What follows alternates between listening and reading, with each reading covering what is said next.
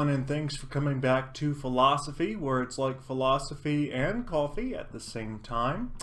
I wanted to talk about a couple of current events. I'll keep this video short. I know time is precious, and one of the reasons it's hard to stay caught up on the news is that we do live such rushed lives these days, and the news never seems to slow down.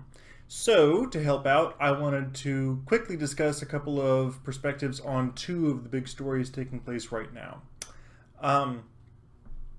First up, I want to discuss the Rod Rosenstein situation. For those of you who are not fully aware, Rosenstein, when he was relatively new to his position, and you'll have to pardon the glare on my glasses, I tried doing this without them and I couldn't see the screen. Rosenstein, when he was still relatively new to his position, made remarks to the effect that it would be nice to get someone to wear a wire, or it would, he could wear a wire to record and expose the chaos inside of the Trump administration's White House, and then hopefully get cabinet members on board in invoking the 25th Amendment, declaring Trump to be unfit for office. Just double check and make sure that I got that right, and yes. Now that's according to a New York Times article discussing what it was that Mr. Rosenstein had been talking about, which raised further problems. First up, on a personal note, I agree with Rosenstein. I think that we should see what it's like inside the Trump White House. To be frank, we already know it's a shit show. Books like Woodward's recent Fear discuss inside leaks regarding what the Trump White House is like. Now, I know hardcore Trump supporters will never admit this. They'll just throw out the word fake news and move on. But it does seem as though, if we are to believe the constant leaks coming out of this White House, that it is pandemonium inside of the White House walls. And I don't think it's any big surprise that Trump isn't fit for office. The man has been a brash jackass essentially as his public trade for the past several decades. He makes his life, or made his life, on branding his name. It's also pretty common knowledge that he was actually never that great of a businessman. He really just kind of hit the sweet spot with marketing himself as being the brash business guy par excellence. And so anyone who paid heed to Trump and his ridiculous persona and his fiery temper and his terrible anti-intellectualism could have seen going into 2016 that he was by far and away the least qualified person, either in terms of mental or emotional fitness, to occupy the role which he tragically occupies right now. And while I'm no fan of Mike Pence, it would be satisfying to see Trump impeached. I admit all these things up front.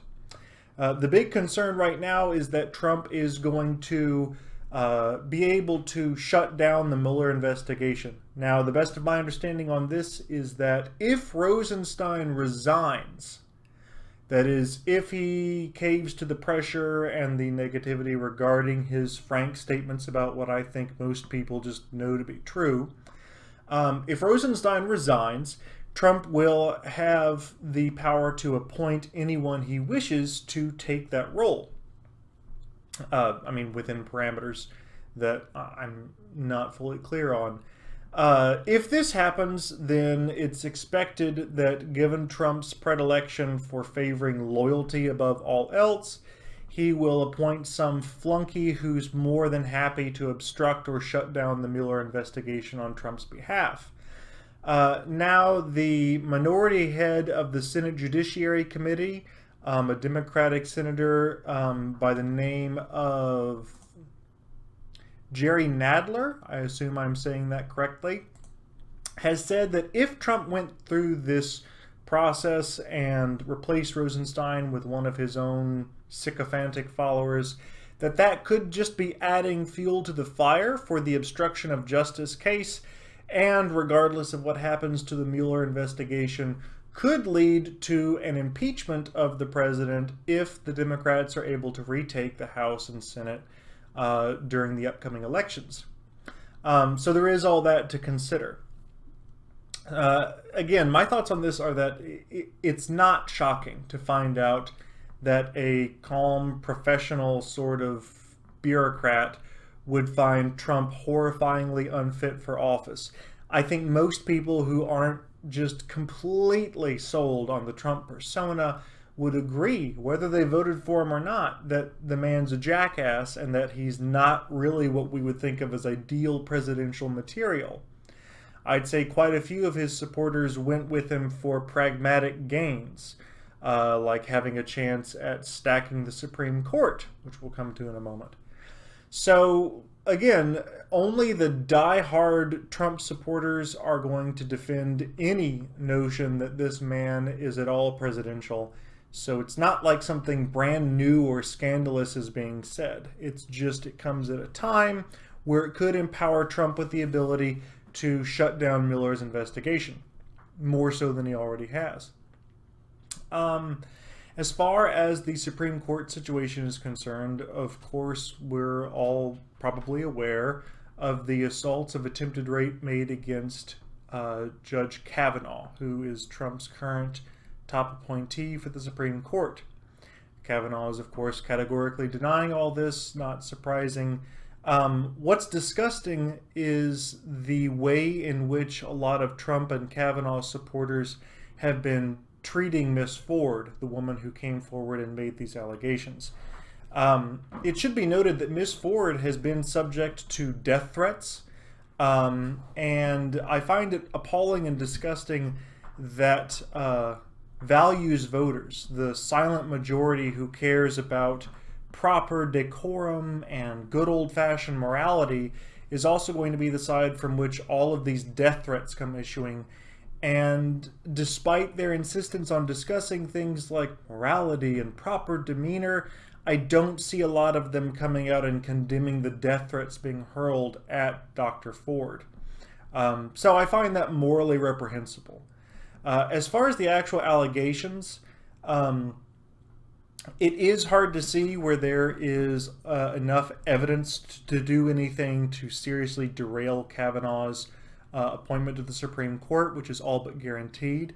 There is a chance that increased public pressure due to the allegations could convince enough senators, like the senators from Alaska and I want to say it's Maine, who are both Republican but are not so wed to the Republican Party that it is possible that, oh, there's my cat, Smiggle. It is possible that they could be convinced to turn against Kavanaugh and join in blocking his nomination to the Supreme Court. If I got any of that wrong, it's the cat's fault. It was very distracting. Lay down, Smiggle. There is not a lot new to be said about the Kavanaugh situation. We're simply going to have to wait and see what happens when Dr. Ford testifies before Congress. I don't know if that's going to be a public testimony or not. My sympathy and condolences go out to Dr. Ford. She's being exceptionally brave in coming forward and bringing these allegations against an exceptionally powerful man, and she is dealing with death threats and constant slander and libel against her character as a result of it. So those are the thoughts I have right now. I might have had something else to say, but Smeagol's super distracting. That's okay. The goal was to keep this video rather short anyway. We hope to be doing more of these current events videos in the future. It won't always just be me. So join us next time whenever we move to discuss more news and events that are happening, either simply in the context of current events or with a philosophical spin. Thanks again for joining us here at Philosophy. By all means, reach out and contact us at contactphilosophy@gmail.com and let me know your thoughts. Thank you very much.